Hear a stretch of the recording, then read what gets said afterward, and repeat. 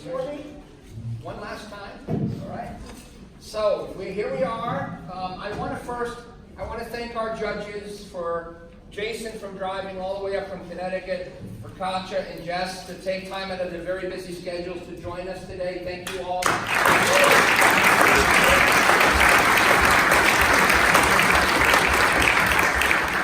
It's always a pleasure to introduce people to the Hult community. For those who are here for the first time and don't truly understand what a remarkably diverse community of people, I think that it made a remarkable impression on our judges. And I think one of the things that, you've heard me say, but I think it's important to hear how the judges think about it. The fact that you're able to do what you did in 5 weeks and then come up here and present in front of a large group of people for many of you, felt like a lot of pressure in your non-native language is a remarkable accomplishment in and of itself. So I applaud all of you for that. So listen, over the last 5 weeks, I've worked with, it's hard to believe, 17 MBA teams. An all-time record for me, okay? But a labor of love nonetheless, truly. I've gotten to know you guys in a way that is very different than if I was just lecturing to you or facilitating a case study from the front of the room. And I can't tell you how much I've enjoyed this, okay? I've learned a lot from you. I hope you've learned a little bit from me as well about what entrepreneurship is about. Now, I want you to realize a couple of key things, okay? This is not a pitch presentation. You're not being judged on whether you're an eloquent orator. It's not about that, okay? That's not why we're here. This is a course. This is a 4-credit course.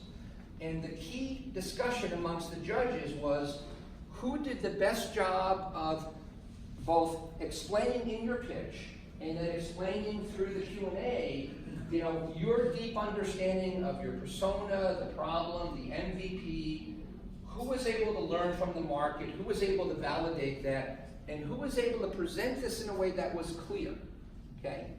And so, without any further ado, the team that we felt as a judging group best represented the learning outcomes of the HBC Entrepreneurship course is Secret Dinner.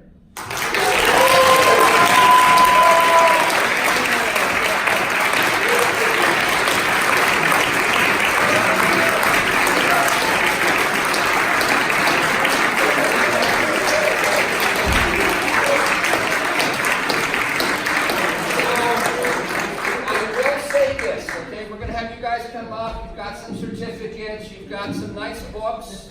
We're gonna pause for a photo. I'd like to ask all of the finalist teams, I'd love to pause for a photo with each of you, okay?